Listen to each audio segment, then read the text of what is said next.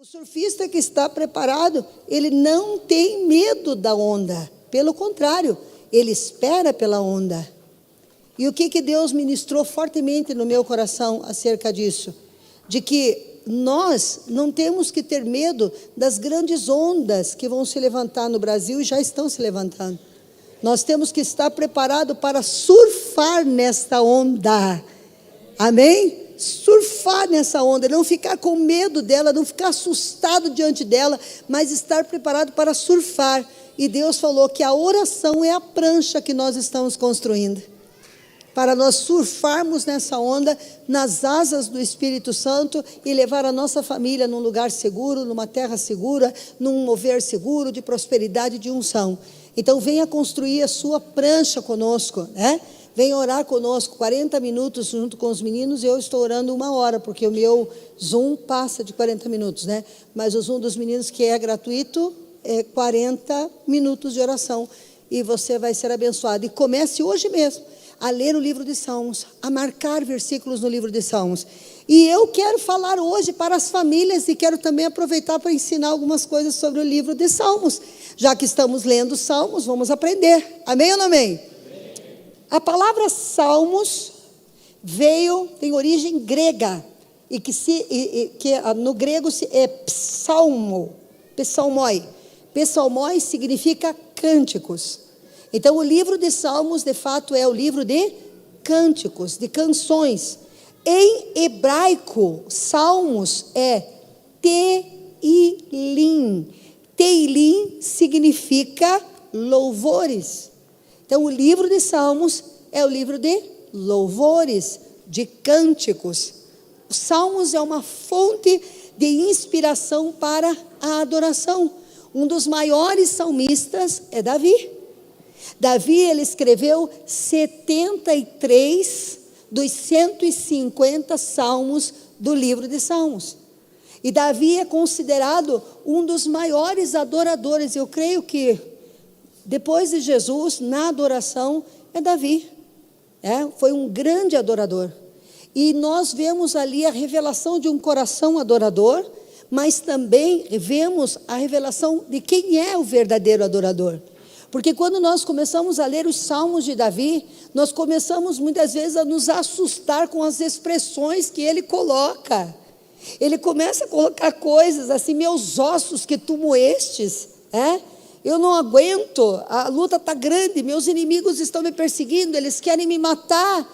E sempre ele vai colocando situações tenebrosas, situações difíceis, de que ele está longe de casa, que está longe do templo, que está longe da família, que é cercado pelos inimigos, que aquele que comia na mesa dele tinha traído ele, que aquele que andava com ele no caminho havia apunhalado ele pelas costas. E aí você vê ele terminando, mesmo que ele se queixe, mesmo que ele descreva para nós o que foi uma bênção ele ter descrevido as suas dores, né? Ele termina sempre com um mais o meu Deus, mas o Senhor é o Senhor dos exércitos, Ele é o Deus Todo-Poderoso, Ele ainda está vivo, e eu verei a minha vitória, e tarará, tarará, tarará. Então a gente vê que o verdadeiro adorador não é aquele que não tem luta, mas é aquele que consegue adorar no meio da luta. A adoração não está condicionada a uma circunstância feliz da vida. O adorador adora porque ama a Deus sobre todas as coisas.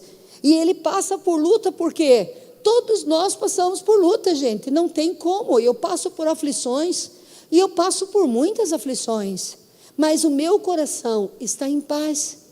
Por quê? Porque eu sei que eu sou mais que vencedora. Nós podemos ter uma noite de choro, mas sabemos e temos a convicção de que a alegria vem pela manhã bem cedo. Nosso Deus é o Deus do amanhecer, da nova temporada. Mas nós passamos por aflição. Ora estamos enfrentando situações financeiras, ora estamos enfrentando traições. Quem aqui já foi traído por amigos ou por pessoas da família? Dá um chacoalhar na mão aí para mim. Levanta a mão, por favor, faça assim, ó. Tá vendo aí, ó? Quem já traiu a si mesmo? Quem prometeu para si mesmo foi traíra com você mesmo? Levanta a mão. A gente vive essas circunstâncias. Nós vamos viver isso enquanto nós estivermos aqui. Mas isso não pode calar a boca de um adorador, porque nós passamos por tudo isso, mas estamos aqui. significa que o nosso Deus sempre esteve ao nosso lado e sempre estará. Então, o verdadeiro adorador é aquele que não importam as circunstâncias, não tem importância das circunstâncias. 73 salmos, então, foram escritos por quem? Quem escreveu 73? Davi. Asaf, que era um salmista adorador, escreveu o Salmo 50, o 73 e o 83.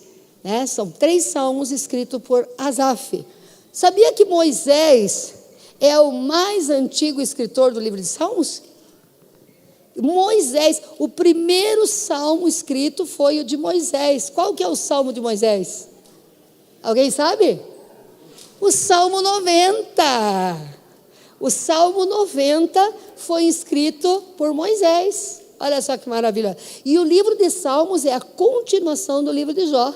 Porque o livro de Jó, quem sabe que escreveu o livro de Jó? Ninguém sabe? Pergunta para quem está do teu lado, você sabe? Quem que escreveu?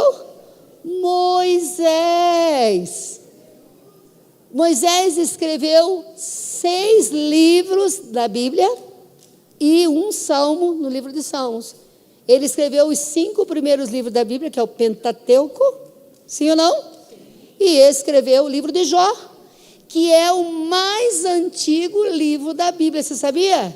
Não é Gênesis, é Jó, escrito por Moisés. Olha aí, se você quer saber, é uma colocação teológica, a maioria, sim. Mas o que mais? Salomão escreveu 2 salmos. Salomão, o rei Salomão, o filho do rei Davi, escreveu 2 salmos. Escreveu o Salmo 72 e o Salmo 127. Olha aí, Salmo 72 e o 127 foi escrito por Salomão. Os filhos de Corá, ou de Coré, escreveram o 42, o 49, o 84, 85 e 87. E os filhos de Zeca, os Ensaí, eles mesmos, eles eram da tribo de Judá. Eles escreveram, um deles era Ramã, escreveu 88, e o outro Etá, que escreveu 89. E o restante dos 73, quem escreveu foi Moisés? Não, quem foi? Davi. Então vai lá. O livro de Salmos, ele levou 1000 anos para ser escrito. É muito longe, Ele levou 1000 anos para ser escrito. Os 150 capítulos do livro de Salmos levaram cerca de 1000 anos. E provavelmente, acredita-se, por conta do Salmo 137, verso de 1 a 3, que ele foi compilado, que ele foi montado, que ele foi organizado no período ou do exílio da Babilônia. Que eles ficavam debaixo da figueira. Era figueira, eu sempre troco a videira com a fideira. Ficavam debaixo da figueira, estudando, organizando e chorando de saudade do templo. Então, foi ali naquele tempo que o livro de Salmos foi compilado e organizado como nós o temos hoje, Você imagina, não é assim, escrever um livro assim. A Bíblia toda foi escrita em 3.500 anos, desde o primeiro livro até o último. O livro de Salmos levou 1000 anos para escrever, desde o primeiro até o último. O que torna tudo isso um grande milagre de Deus. Por quê? Porque não se contradiz. E uma coisa muito interessante sobre os escritos que nós lemos é que um não tinha acesso ao escrito do outro. E por quê? Porque era um pergaminho só. Não tinha um pergaminho para o Flávio, outro para o Xandão, outro pergaminho para o pastor Gilberto. Era um só e ficava guardado em chave de ouro. Ficava no templo, ficava com os copistas, ficava escondido. E era feita a leitura no sábado na sinagoga, e pegava aquele rolo e abria e se lia na sinagoga. Não se tinha Bíblia como nós temos em casa. Então, as pessoas que escreveram o livro de Salmos, talvez uma nunca leu o que a outra escreveu. E quando você começa a ler o conteúdo, não só de Salmos, como da Bíblia inteira, você vê que a Bíblia explica a Bíblia. E a Bíblia não se contradiz em nada do que se fala. mesmo levando 3.200 anos para ser escrita, né? E os escritores não se conhecerem, falam a mesma coisa. Eu sempre, quando falo de bibliologia, eu falo que é impossível a gente separar 40 pessoas aqui e colocar uma em cada peça da igreja e pedir para elas escreverem uma redação. Elas não vão escrever a mesma coisa sobre o mesmo tema. São 40 visões diferentes, são 40 perspectivas diferentes. Qual a possibilidade de se escrever 40 redações com o mesmo conteúdo, com o mesmo fundamento, por 40 pessoas que não têm convívio uma com a outra?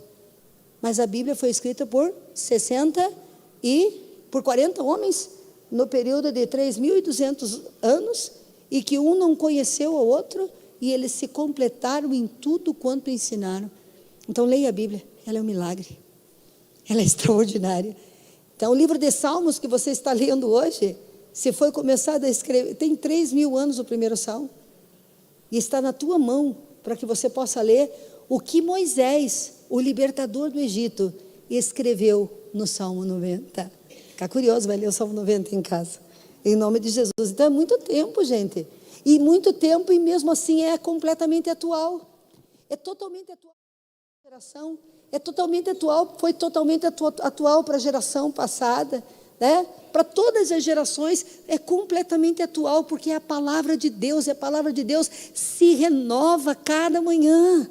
Vai gente, vem gente, nasce gente, morre uma geração, começa outra, e a palavra consegue alimentar a todos nós, ensinar a todos nós, porque Deus conhece a essência do ser humano, a profundidade das nossas dores, do nosso coração. Deus sabe, Deus assim alimenta. O livro de Salmos, do Velho Testamento, se você abrir a Bíblia, uma curiosidade dele, se não tiver aqueles comentários no final, e você partir a Bíblia bem no meio, fechou a Bíblia, marcou o meio, vai abrir aonde? Salmos, está no meio da Bíblia. É a metade, é o meio, exatamente o meio está o livro de Salmos. Outra coisa, ele foi o primeiro livro do Antigo Testamento a falar da vinda do Messias e profetizar sobre a vida do Messias. Vamos colocar lá para mim, Salmo 22, 1 ao 18, por gentileza. Comunicação, Salmo 22, 1 ao 18. Acha? Aplaudiu o pessoal da comunicação, gente. Nossa, isso merece. Você merece um bombom, um sonho de valsa depois do culto. Meu Deus, olha isso, é um salmo escrito 750 anos antes da vinda de Cristo. Esse é um salmo de Davi. Lê esse negócio aí, gente. Olha isso aí. Meu Deus, por que me desamparaste? Porque se acham longe de mim a salvação as palavras do meu bramido? Deus meu, clamo de dia e não me respondes, também de noite e não tenho sossego. Contudo, tu és santo, entronizado entre os louvores de Israel. Nossos pais confiaram em ti, confiaram e os livraste. A ti clamaram e se livraram, confiaram em ti e foram confundidos. E não foram confundidos. Mas eu sou verme, não sou um homem. Eu sou o opróbrio dos homens, eu sou a vergonha dos homens, homem desprezado do povo. Todos os que me veem zombam de mim, afrouxam os lábios e meneiam a cabeça. Confiou no Senhor, livre-o, Ele que o salve, pois nele tem prazer. Contudo, tu és o que me fez nascer e que me preservaste, estando eu ainda no seio da minha mãe. Olha só, vai vendo de quem que Davi está falando. Vai para cima. À frente, 11. Não te distancies, não te distancies. Volta 1. É que eles estão muito rápidos hoje. A ti me entreguei desde o meu nascimento, desde o ventre da minha mãe, tu és o meu Deus. Não te distancies de mim, porque a tribulação está próxima e não há quem me acuda. Muitos touros me cercam, fortes touros de Baçã me rodeiam. Contra mim abrem a boca como faz o leão que despedaça e ruge. Derramei-me como água e todos os meus ossos se desconjuntaram. Meu coração fez-se como cera e derreteu dentro de mim. Secou-se meu vigor como um caco de barro.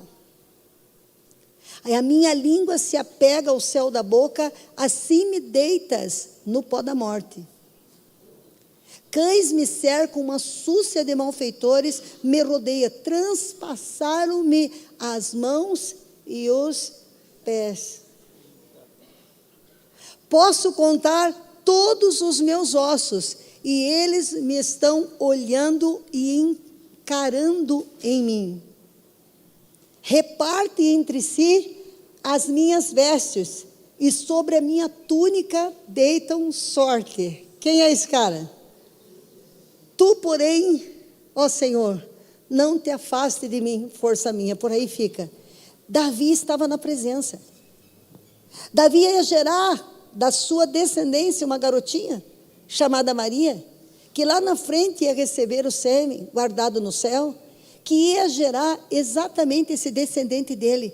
O que é presença, meu povo? Olha para mim, a presença, a presença, a presença. Davi nunca foi crucificado, nunca transpassaram os pés e as mãos dele, nunca lançaram sorte sobre as suas roupas, mas ele estava na presença, e na presença ele pôde contemplar o sacrifício de Jesus. 750 anos antes de Jesus vir. O que é a presença que Deus oferece para você? A mesma presença em que Davi, o adorador, estava, a mesma presença que Ele quer nos colocar. E talvez Davi escreveu esse salmo nem entendendo direito o que estava vendo, e hoje nós vemos com clareza que ele descreveu com riquezas de detalhe o que fizeram com Jesus na cruz. Quer ver outro salmo que fala de Jesus? Salmo 84, 20. Salmo 84, 20. Não é 84, é 34, 20. Parece 84, mas é 34, 20. Olha aí, preserva-lhes todos os ossos, e nenhum sequer deles será quebrado. Quantos ossos de Jesus foram quebrados na cruz? Nenhum. 41, 9. Salmo 41, 9. Falando de 750 anos lá na frente. E a primeira menção clara sobre o sacrifício de Cristo na Bíblia. Até o meu amigo íntimo, em quem eu confiava, que comia do meu pão, levantou contra mim o calcanhar. Judas Iscariote. Salmo 69, versos 20 e 21. 69, 20. O opróbrio, a vergonha partiu-me o coração, e desfaleci, e esperei por piedade, mas debalde, por consoladores, e não os achei. Por alimento me deram fel, vinagre, me deram na minha sede para beber. Coisa linda, né? Coisa linda. Então, o livro de Salmos está no meio da Bíblia. O livro de Salmos é o primeiro livro que cita o sacrifício de Jesus Cristo de Nazaré. Vamos lá. E o livro de Salmos, ele tem 5 divisões. Foi dividido em 5 partes. Primeira parte, do capítulo 1 ao 41. E nesse capítulo 1 ao 41, aqui começa a transposição das coisas. Deus, o salmista, ele começa a mostrar para nós quem é Deus, e quem é de Deus, e quem não é de Deus. Ele começa lá no primeiro capítulo dizendo, né, que nós não podemos sentar nas rodas dos escarnecedores, que nós temos que andar no caminho correto, e ali vai. Ele começa no capítulo 1 ao 41, tudo ele começa a transposição das coisas, de quem é Deus, e quem é de Deus e quem não é de Deus. Demonstra a importância de confiar em Deus, porque ele fala de muitas lutas, ele fala de muitos conflitos, ele fala de muitos momentos, e ele mostra como Deus o livrou de todos os seus momentos difíceis, de todos os seus inimigos. Então, da primeira divisão do livro de Salmos, mostra essa parte que nós devemos confiar. E se nós trouxermos para a nossa família, porque hoje é um culto de família, né, nós precisamos entender que nossa casa, nossa família precisa, na primeira parte do livro de Salmos, fala do quê? Confiança. Que nós precisamos confiar no Senhor. Outra coisa que até o capítulo 41 diz que não precisam temer absolutamente nada. E esses salmos nos lembram que Deus julgará o nosso coração e que nós devemos sempre buscar por sua misericórdia. Então, na nossa casa, na nossa família, no nosso lar, o que nós temos que ter em primeiro lugar? A busca, né? E a certeza de que Deus é um Deus justo, que Deus sabe distinguir o bom do mal, o certo do correto, e que se nós estamos corretos, o nosso caminho vai prosperar. Se nós estamos andando na obediência com Deus, Ele diz: não tenha medo de nada, porque pode vir a luta, pode vir a batalha, pode vir o conflito, pode vir a guerra, pode vir a fome, mas você vai receber um corvo te levando comida em casa. Os camelos de Deus vão chegar na sua casa, porque eu sou o que cuida do justo. Do capítulo 1 ao 41, não tenha medo. Do capítulo 1 ao 41, não tenha medo. Eu faço separação. Muitas vezes, ali eu estava lendo hoje de manhã, dizia assim: mas os ímpios prosperam, mas a prosperidade deles não é nada. A prosperidade deles está em coisas, a nossa prosperidade está numa pessoa. A nossa prosperidade ninguém pode tirar de nós, porque se nós temos Jesus, nós temos tudo. Ele é tudo, quem tem Jesus tem tudo, porque Jesus conquistou para nós toda a sorte de bênção. Pode nos faltar o médico, mas nós temos o Senhor que nos sara. Aleluia! Pode nos faltar advogado, mas nós temos um advogado que nos defende. Pode nos faltar o pão, mas aquele que é pão da vida, aquele que é justo e verdadeiro também é pai, que significa fonte de provisão, e um pai não abandona seus filhos. Então a primeira divisão das 5 mostra isso. O Salmo 1, do versículo 1 ao 6, coloca lá para nós, vamos ler, para definir o contexto dessa primeira parte do livro de Salmos. Você e tua família não têm o que temer. Você e tua família não precisam ficar assustados. O Senhor Deus sabe separar. O Senhor Deus está guardando a tua bênção. O Senhor Deus eterno fará justiça sobre a tua casa. Ele sempre faz e sempre fará. Levanta a tua mão e diga amém aí. Amém. Eu recebo em nome de Jesus. Salmo 1, de 1 a 6. Bem-aventurado o homem que não anda segundo o conselho do ímpio. Olha aí, ó, Deus falando a separação. E não se detém no caminho do pecador, e nem se assenta na roda dos escarnecedores. Olha aí, ó. É como árvore plantada junto à corrente de água, que no devido tempo dá seu fruto, e cujas folhas não murcham, e tudo quanto ele fizer será bem sucedido. Mas os ímpios não são assim. Volta lá. Mas, volta mais um para frente. É como a árvore, mais um, seu fruto, cujas folhas não caem, tudo que faz será bem sucedido. O versículo 4. Os ímpios não são assim. São, porém, como a palha que o vento espalha e dispersa. Por isso, os perversos não prevalecerão no juízo, e nem os pecadores na congregação dos justos. Não tenha medo dos perversos, pois o Senhor conhece o caminho do justo, mas o caminho do ímpio perecerá. Não tenha medo. Segunda divisão do livro de Salmos, do 42 ao 72. E o resumo desses salmos é que Deus é nosso refúgio e nossa fortaleza. Salmo 46, versículo 1. Quem é que me esconde? Deus. Quem é que é minha fortaleza? Deus. Deus é o nosso refúgio e fortaleza. Socorro bem presente nas tribulações. Desse capítulo 42 até o 72, ele vai reafirmando isso. Deus é o teu refúgio, Deus é a tua fortaleza, e dizendo mais uma vez: não temas. Jesus, ei, levanta a tua mão aí, diga: eu não estou com medo, eu sou mais que vencedor, a vitória é minha em toda circunstância, a minha empresa vai crescer, não vai me faltar trabalho, eu vou prosperar, minha família será guardada, e tudo que eu tocar prosperado será. E os ímpios, levanta a mão e diga: e os ímpios não prevalecerão. Aleluia. Aleluia.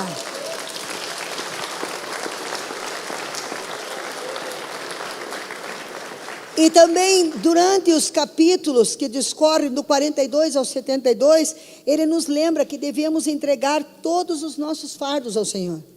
Nós temos que entregar todos os nossos desafios ao Senhor. O desafio é grande, mas o Senhor é que vai nos levar a vencer. Os fardos são pesados. Existem fardos que nós temos que carregar por um período de tempo. Por mais que a gente entregue para Deus o fardo pesado da nossa salvação, muitas vezes temos que atravessar um período até o marido se converter, aguentando situações, dificuldades, sim ou não? Muitas vezes nós temos que esperar até que o nosso filho venha à estrutura de varão perfeito, se converta a Jesus, mas quando nós colocamos isso nas mãos de Deus, o Senhor nos dá estratégia, o Senhor nos dá a palavra, o Senhor coloca a palavra nas nossas bocas, o Senhor nos faz crescer. Então coloque diante de Deus os fardos pesados, peça a Deus que te ajude a falar a palavra correta, peça a Deus que te guie por pastos verdejantes, e peça a Deus que sustente as tuas mãos, coloque todas as provações da tua família. Muitas vezes nós ficamos desesperados quando passamos luta na nossa casa. Nós começamos a procurar ajuda em todos os caminhos, em todas as pessoas. Se você for ler esses capítulos de Salmo, você vai ver que todos eles vão te levar a confiar no Senhor, a colocar no Senhor a tua confiança, a não colocar nas pessoas a tua confiança, mas a colocar no Senhor, a colocar nele, a buscar por ele. Então está ensinando que Deus é nosso refúgio, Deus é a nossa fortaleza, né? A terceira divisão do livro de Salmos é do livro do capítulo 73 ao capítulo 89. E aqui abrange vários temas. Descreve em primeiro lugar Deus como juiz. Esse que é o problema. Esse é o maior problema de todos os problemas que nós temos, é esse aí. Deus é juiz. Pergunta para mim por quê, pastora? Porque Ele é justo.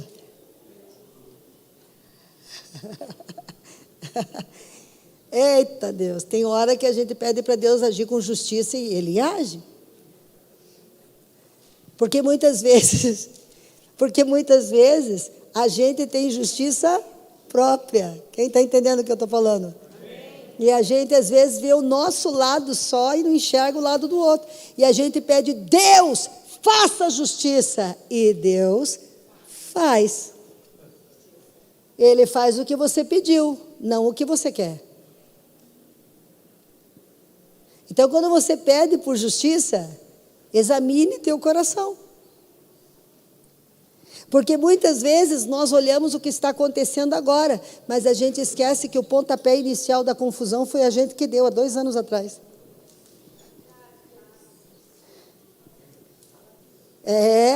Então quando você for pedir, eu nunca peço para Deus justiça. Eu sempre peço para Deus misericórdia. É mais seguro. Senhor, você vê que quando a gente fica bravo, a gente bate o pezinho dentro de casa, né? E começa a dizer assim, Senhor, vai fazer justiça. E depois uma paulada vem bem no meio da tua testa. Quem já passou por isso? Foi a justiça de Deus. Ele é justo. Repete comigo, diga, meu Deus é justo juiz.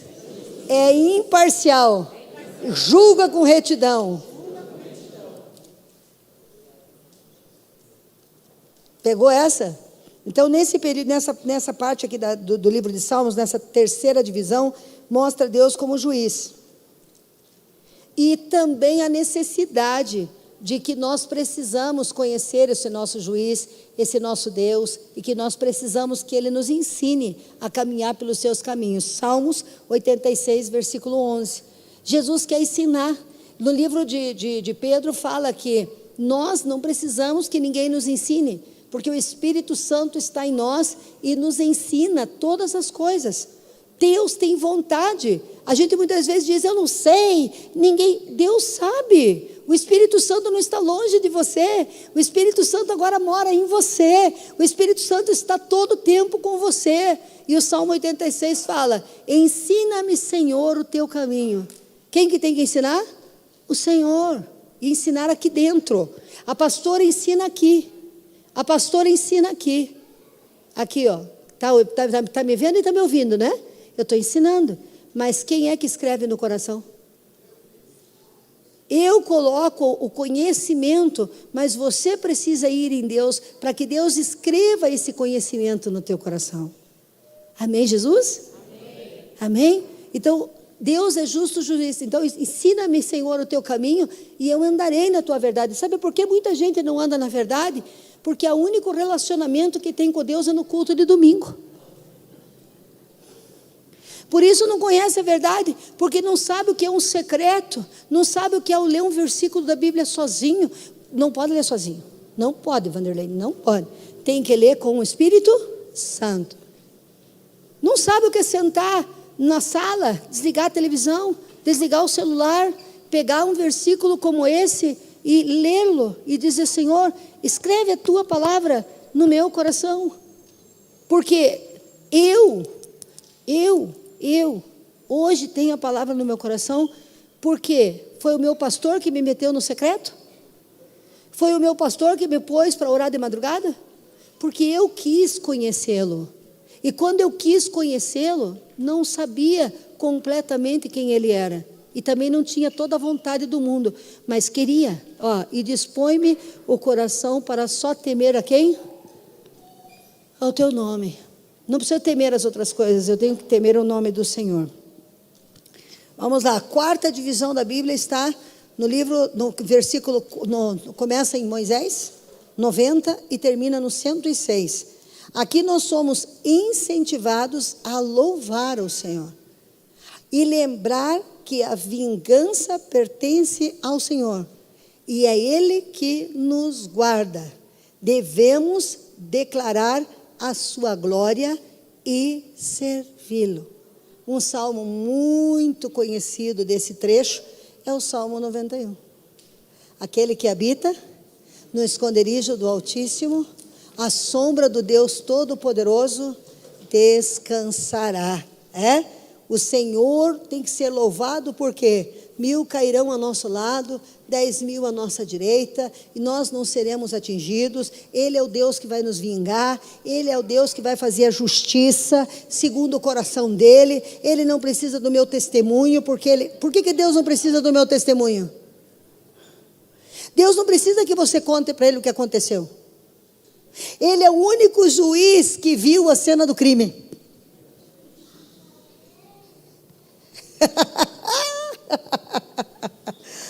Ai, forte essa, né? Ele é o único juiz, Jefferson, que senta para julgar, porque assistiu tudo o que aconteceu, desde o começo até o fim. E se você é inocente, ele diz: a vingança é minha. Não precisa você se justificar e nem abrir a sua boca. Há um juiz santo que toma para ele a vingança. Diga aleluia. Não vai ficar assim. Olha para quem está do teu lado assim: a injustiça não vai ficar assim. Deus vai tomar a vingança, não você. Aleluia, né? E também fala que devemos louvar o Salmo 100. Gosto muito do Salmo 100. Põe o Salmo 100 aí. Aleluia, nós vamos ler em 40 dias e depois vamos para outro livro, nós vamos ter outro estudo sobre o livro, seremos ministrados e essa igreja vai ler a Bíblia inteira esse ano em nome de Jesus. Quem está na maratona da leitura da Bíblia comigo aí? Diga glória a Deus. Celebrai com júbilo ao Senhor, todos os moradores da terra. Servi ao Senhor com alegria. Apresentai-vos a Ele com canto. Vai, segue o salmo, homens. Sabei que o Senhor é bom e eterna a sua bondade e a sua fidelidade de geração. Segue o salmo. Servi ao Senhor com alegria, apresentai-vos diante dele com cântico. Segue lá o 3. Sabei que o Senhor é Deus e foi Ele que nos fez e dele somos. Somos o seu povo, o rebanho do seu pastoreio. Celebrai com júbilo, com alegria. E a última divisão do livro de Salmos é do Salmo 107 ao Salmo 150, que aqui se afirma que os filhos... Jesus. Vamos lá. Salmo 127, de 1 a 4. Os filhos. Aí está. Se o Senhor não edificar a casa, em vão trabalham os que a edificam. Se o Senhor não guardar a sentinela, ou a cidade, eu tenho o versículo decorado na outra tradução, daí vai lá. Em vão vigia a sentinela. Inútil vos será levantar de madrugada e repousar tarde. Comer o pão que penosamente granjeastes aos seus amados, ele dá o sono e dá enquanto dorme. Herança do Senhor são seus filhos. O fruto do seu ventre é o seu galardão. Versículo 4. Como flechas na mão do guerreiro, assim são os filhos da moça. Por que eu fico assim? Quem tem ouvidos, escute o que o Espírito diz à igreja. Porque estão dizendo que os filhos não são herança mais da família, se pertence ao Estado.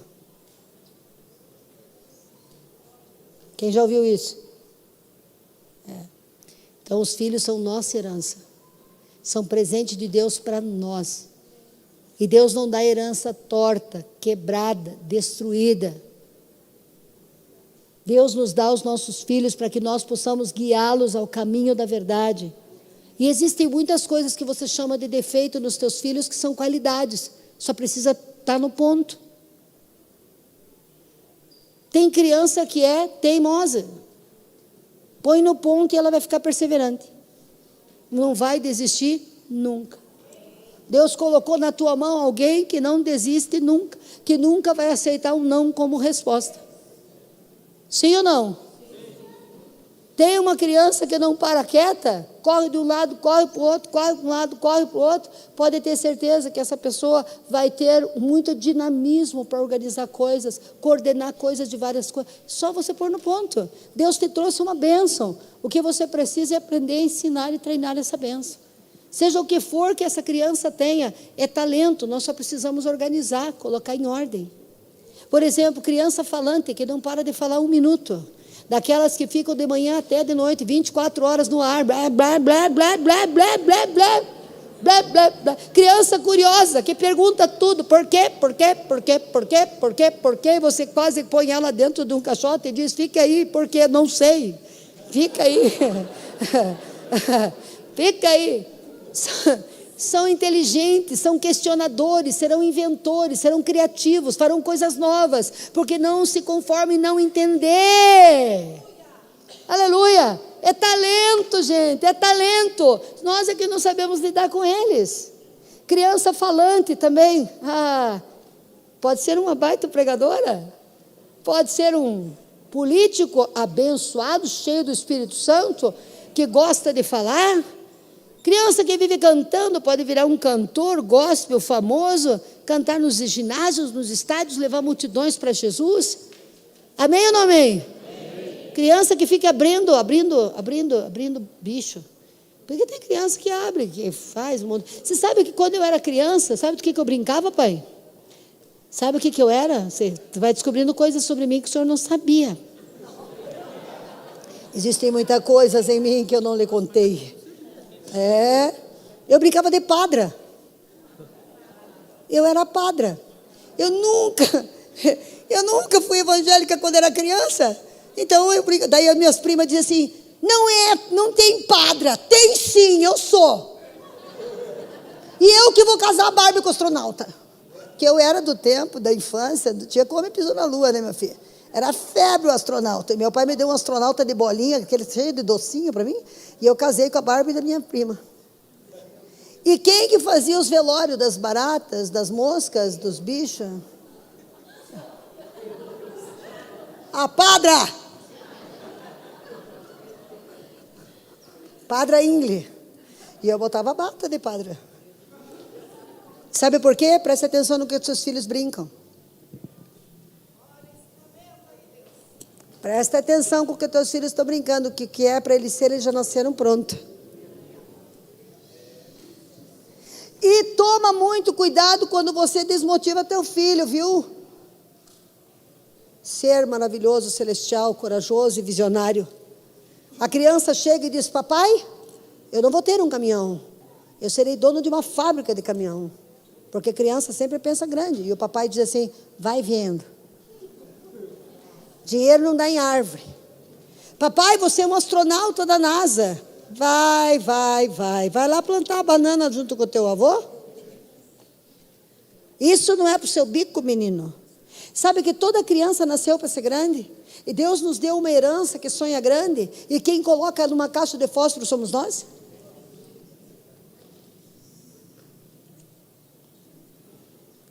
A Melissa, por exemplo, esses dias atrás, chegou para mim e disse assim: vovó, já sei o que eu vou ser quando eu crescer. Eu falei: o quê? Eu vou ser médica, veterinária, fisioterapeuta, jogadora de futebol e vou ser pastora. Falei: nossa, que legal. Tem mais alguma? Acho que é essa só, né? Médica, jogadora de futebol, fisioterapeuta, veterinária e médica. Você vê que bacana, né? Ela cuida da família inteira, cuida dos cachorros, cuida de todo mundo. E eu falei: nossa, que legal.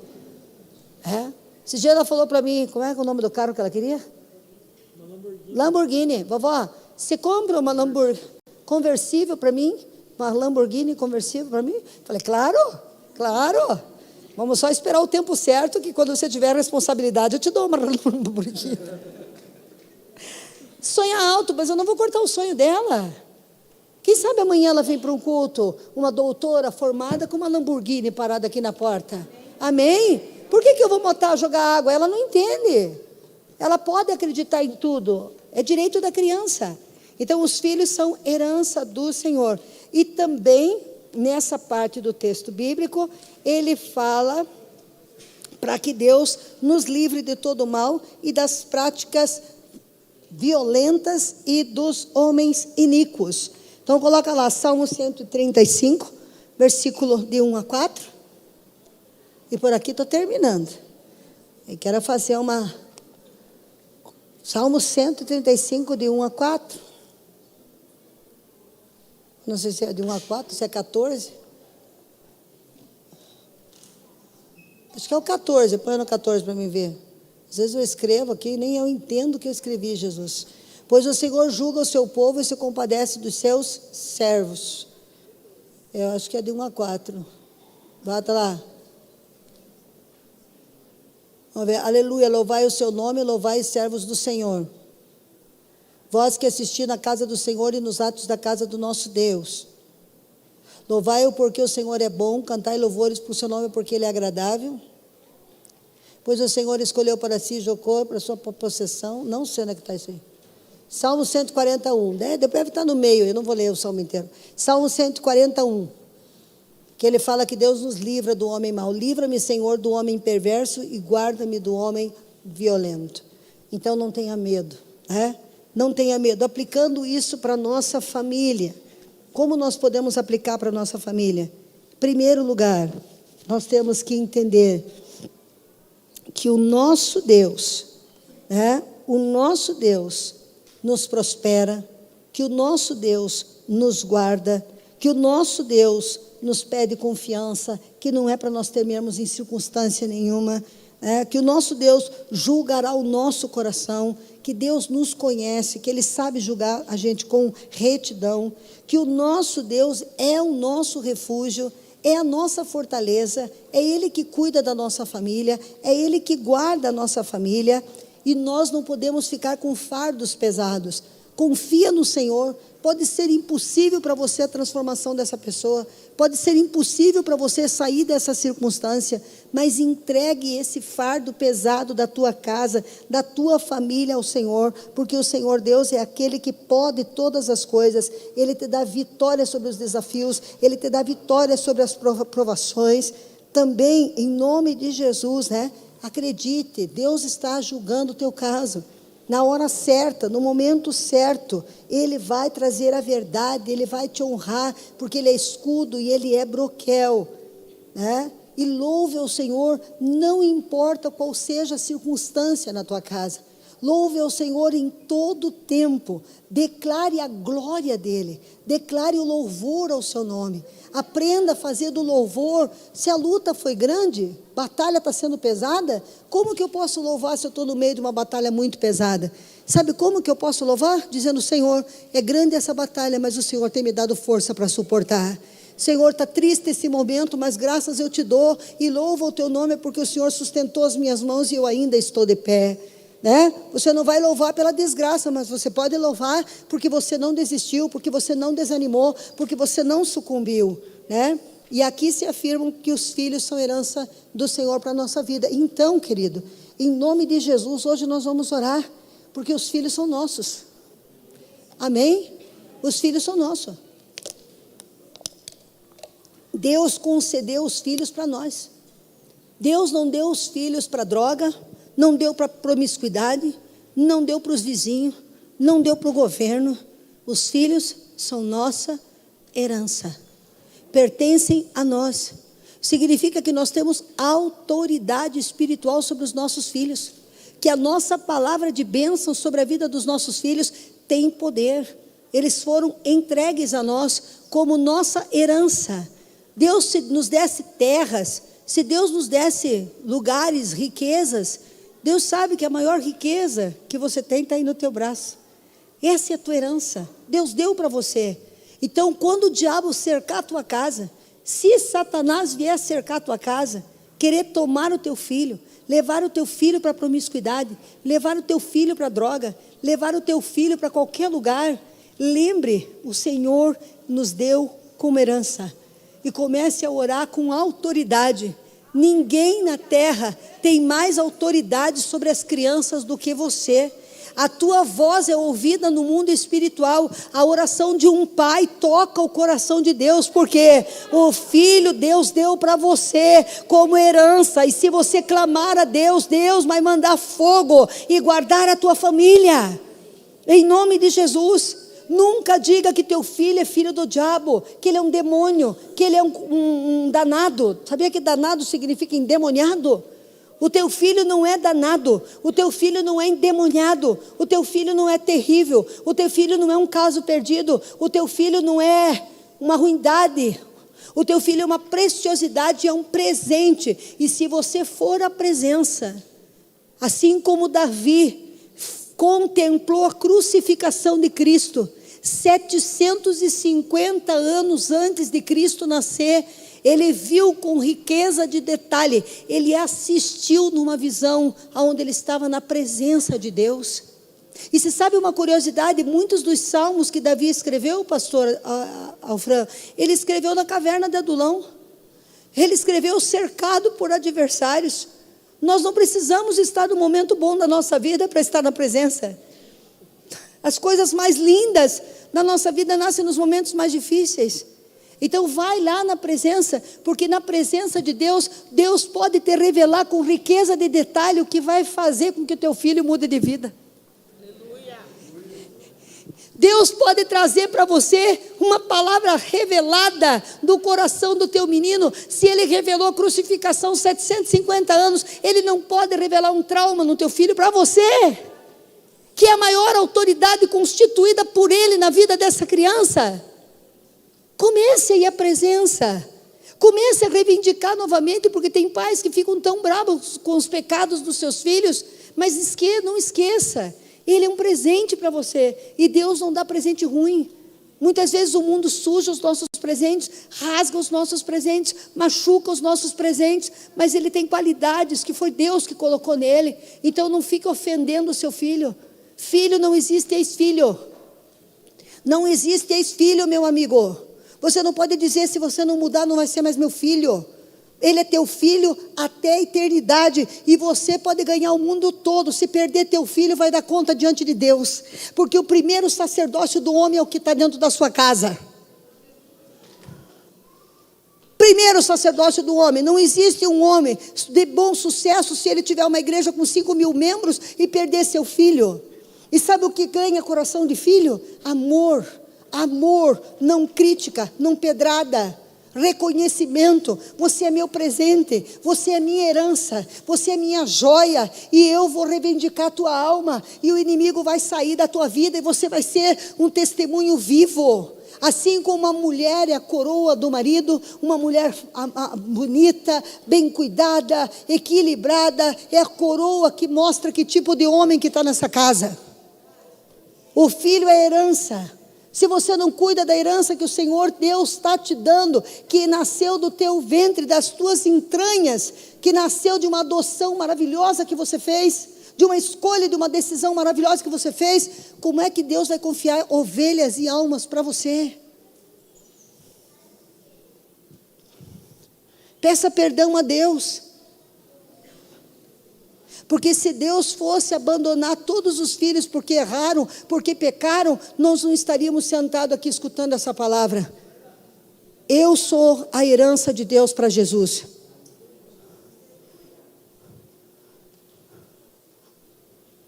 Nós somos herança do Senhor, somos filhos. Por isso, por Ele, por nós é que Ele morreu, por nós é que Ele deu a vida. Então vamos orar hoje e colocar os fardos. Teu inimigo não é teu filho, teu inimigo não é tua esposa, teu inimigo é Satanás. Teu inimigo é o inimigo, é ele que é teu inimigo. Coloque a tua família, o fardo pesado entregue para Deus. Separe o fardo que o teu filho traz para a tua casa do teu filho. Teu filho não é fardo, é o que ele faz que é o fardo. O Edilson não era fardo da família, ele é bênção na família. A droga era o fardo. Sim ou não? A droga era o fardo. Separe o fardo da pessoa. Separe o pecado do pecador. Não vista o pecador. É teu esposo? A mesma coisa. Põe esse fardo diante do Senhor. E peça a Deus que te dê sabedoria, como nós vimos no livro de Salmos, que vocês vão estar lendo e vão estar sendo tocados pelo Espírito Santo. E Deus vai trazer revelação para vocês. E eu quero orar pelas famílias hoje aqui, em nome do Senhor Jesus.